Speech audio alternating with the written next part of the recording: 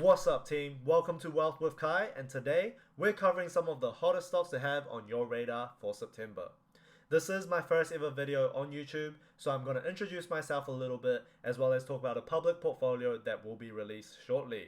Now, before we get into it though, I do need to whip out my entertainment shades because this video is for entertainment purposes only. Now, looking at the stocks that I'm covering today, it is quite a long but diverse list. I don't plan on going into any company in particular detail or else the video will be way too long, and I've also excluded out companies like Apple, Nike, Tesla, etc. just because I feel like there's already a lot of videos on them and any decent portfolio should already have a stable position in some of them. Now, there's also a brief description after each stock, just in case you want to pause the video and have a read of it, go ahead. Other than that, let's get right into the first pick. What we have here is SoFi Technologies. It's a financial services stock, which I believe has great upside and is in an absolute deal zone if you can get it in the $14 USD range.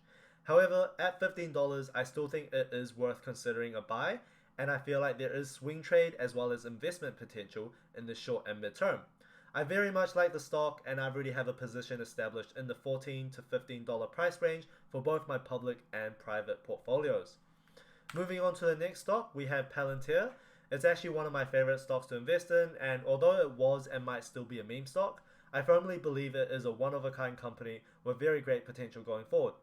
It has government, private, commercial, as well as military contracts, so there must be a reason to why these companies turn to PLTR for their big data challenges. Now, part of my trading strategy during the meme period was very similar to what I did with two stocks I'll discuss later, Neo and Chargepoint. It was a lot of buying the rumor and selling the news essentially. I do feel like since then the stock has somewhat stabilized, and I have recently re-entered at a position at $22 for the purposes of my public portfolio. As you can see, it has already made a small run since the $22 price range that I bought it in. Also, looking at the charts, I see an inverse double head and shoulders pattern forming. This generally indicates a quite bullish trend, and I do believe that if it breaks its current $25 to $27 resistance that it has been experiencing, it will move to $30 and beyond and actively trade in that region. So although I bought it at $22, that doesn't necessarily mean that at its current price point it's not worth considering a buy. All in all, I think this is a great stock all around for the mid and long term investors. Moving on to my next stock is Pinterest. I know it made a huge run largely due to people finding inspirations during COVID lockdown, but with the recent 20% correction that it experienced in late July, I feel like it's found a nice new support level for people looking to get some social media presence in their portfolios. I very much like the company, I like the stock, and I look forward to seeing how it performs in the long term. The next stock I have is kind of a household name, Amazon. There's only one reason why I have this stock on my list rather than stocks like Apple, even though Apple is a good stock. It's mainly because Amazon might be going over a stock split really soon in the short to mid term. It's something that I anticipate, and generally when stock splits occur, the stock price normally trends to go up. Nvidia is a pretty good recent example if you guys want to look into that. I don't plan on having this in my public portfolio yet, just because I think I might find more value elsewhere. However, this stock is just worth it for anyone that doesn't have a position in it, and I might still consider it because it is definitely on my watch list. Now, the next stock I have is one of my favorites. For those that don't know, it's NIO, a Chinese luxury electric vehicle company that does have a lot of support and backing from the Chinese government. They recently released their third quarter delivery numbers, and they actually underperformed as well as cut their outlooks on their next delivery quarter, which is not good news. This is mainly due to some supply chain and chip shortage issues that's occurring across the entire EV industry and beyond. But we do know that the demand for the vehicle is definitely there, and I do believe that once the chip shortage is resolved, we could see a bounce back in delivery numbers. Now, if you're looking to invest in this stock in the mid and long term, I feel like anything $40 and below, as well as actually its current price point, pretty much any range sitting at approximately what it is right now, is a really great deal. I do have a price prediction for this stock to reach $50 to $60 by the end of the year. Although I did swing trade this stock quite a lot back in the day, I absolutely believe in the company and feel like it will be a game changer like Tesla. I am very bullish on it for many reasons that I can do a separate video on, but for you investors, I feel like this is a really good pickup for anyone that does not worry about the stock too much and wouldn't mind seeing it through to the long term. Moving on to my next stock is Chargepoint. It's the largest independent EV charging company in America. I really like this company for the long term, but if you look at the ridiculous run-ups it's had in the short periods of time, I also feel like this stock is worth short-term trading. I did buy and sell this stock a lot throughout that time, but now I've established a pretty solid position at around $21 for my public portfolio. You can see it's trading at $22 right now, which I still think is a great buy zone for the company. Now, the reason why I'm bullish on this stock short term is because of the current $3.5 trillion infrastructure bill being discussed in US. Although there are still challenges and things blocking the way, I feel like once that bill is underway, Chargepoint should benefit greatly from it, and we can experience a run similar to the ones it's had before, which is a great opportunity to maximize profits if it does happen. Additionally, if you are looking to invest long term, I still think this is a great stock. I don't think EV vehicles are going anywhere and they need the infrastructure. Chargepoint are already a big presence in the sector and will likely be front runners to support the infrastructure required for EV vehicles. My next stock is Zoom. They recently announced their quarter earnings with their first billion-dollar quarter. However, as you can see from the chart, it did experience a dip due to investors being concerned on how the company will do once COVID resolves. I personally think this was a market overreaction, and now it's at a pretty good price point to establish for a long-term position. You can easily search up additionally to why the stock dipped, but let me know if you have any additional thoughts on the company. But for you long-term investors, I feel like this is a pretty good entrance point. So my next stock is Paysafe, one that you might not have heard of before. It is a financial services company that has been absolutely beaten down this year, as you can see. Fun story is, I stumbled upon this stock because it is the exclusive debit and credit card processor for DraftKings in the UK, and DraftKings is one of the stocks I previously had a very solid position in. DraftKings, along with Golden Nugget, which they announced the acquirement of, had a really good run, and it was good enough to entice me to sell my positions. Now back to Paysafe, I do think it's a really good stock to buy at its current level, and I feel like it has bottomed out to a good support level and that it is in for a rebound. You can kind of see a rebound potentially forming already, but we will have to wait and see before confirming whether this is definitely a rebound or not. Oh, side note, I still think DraftKings is a good stock to get into. But anyways, this makes it a really good stock for the short term and mid term with really great long term potential as well with where Paysafe is heading. For my next stock, I thought I'd switch gears a bit and go into a very different industry that is a lot more established compared to the ones I've mentioned. Vale or Vale is one of the largest companies in Brazil and was established in the 1940s. They specialize in metals and mining and also pay dividends for those investors that are looking for that dividend payment, and I believe this stock will also benefit positively from the infrastructure bill I mentioned earlier. Either way, I just think this is a great stock for the long term. It's a really good kind of industrial play, and just as a side note, I realized I screenshotted the wrong stock in terms of this one is from the Brazilian country and exchange, whereas I follow the New York Stock Exchange. Its current price is more around the $20 range, but the general trend and stuff is exactly the same. Moving on, my next two stocks are quite risky, even more risky than the ones I've mentioned earlier, but with high risk comes high reward sometimes. The first one is Alibaba, which has been beaten down multiple times during this year. Every time you think that it can't go any lower, it just tends to surprise everyone. The first drop was largely due to Jack Ma and the CCP situation, and then China and US relations weren't that great, and then there was the whole stock delisting risk as well. But I do think this company has great upside if things get better, and I am aware that some funds have started buying the stock at around this price.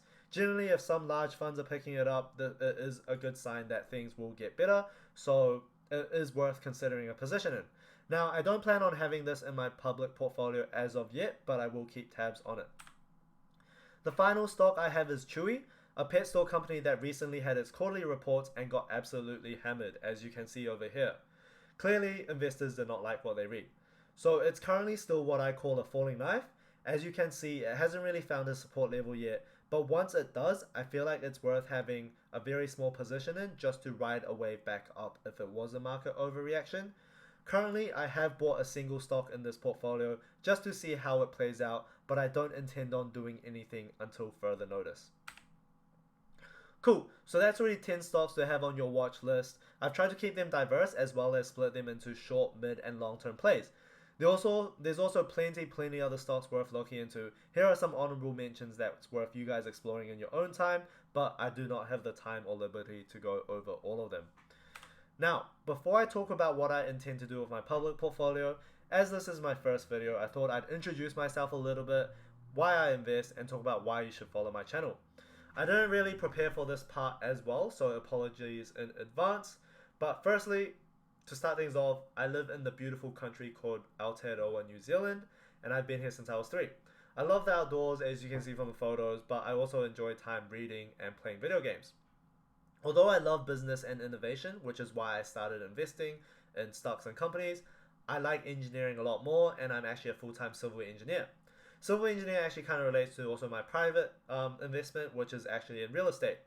For me, real estate is kind of my version of ETFs like the S&P 500, and rental income is essentially my version of dividends.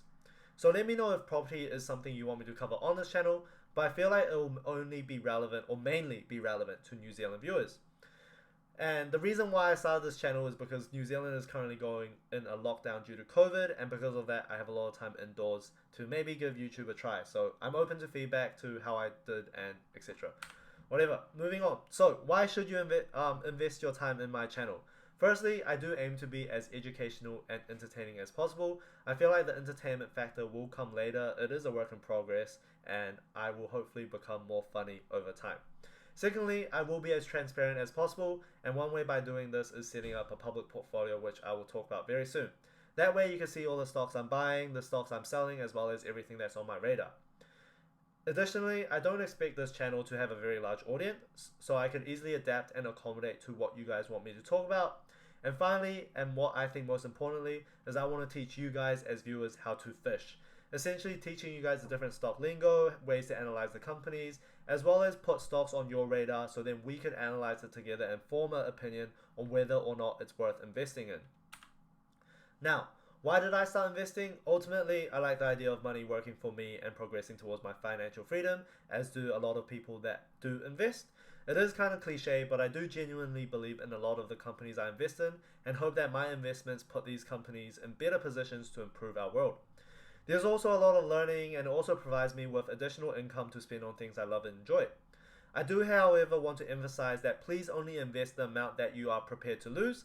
A very good recent example is with the whole COVID-19 market crash, where people might have spent years building out their positions and their portfolio just to lose it all when they panic sold. And no one would have predicted that the market would have crashed as fast as it did. So there is a lot of risk that goes into investing. Now, for my public portfolio, I do plan on making one live very shortly and have already purchased some stocks that will go into it. But with a public portfolio, as you know, that as soon as it's live, there's not really like an option to go back on it. So I do want to make sure I do it right. There's a couple options that I'm looking at right now. The first one being kind of a small portfolio with not a lot of money in it initially, but I would put money in it actively weekly, fortnightly, or monthly, and demonstrate how a small contribution can still compound over time. I think this will be valuable to newer investors and want to just dabble a little bit or explore a little bit into investing, and it will be a good portfolio to prove how small things can make a big difference over a long time. Now, the other option I have is to create kind of a portfolio that already has a decent amount of equity in it, probably valued at around $5,000 to $10,000 US, and then I want to see what I can do with this $5,000 to $10,000 and transform it into over a certain period of time. So if I could double it or outperform the market, then obviously that hopefully means I am doing a good job and that you guys can not trust me, but use my videos as guidance in what you guys want to do with your investing. So if you do have any thoughts on this, as well as how I can improve these portfolios or any other ideas for portfolios, please let me know in the comments down below.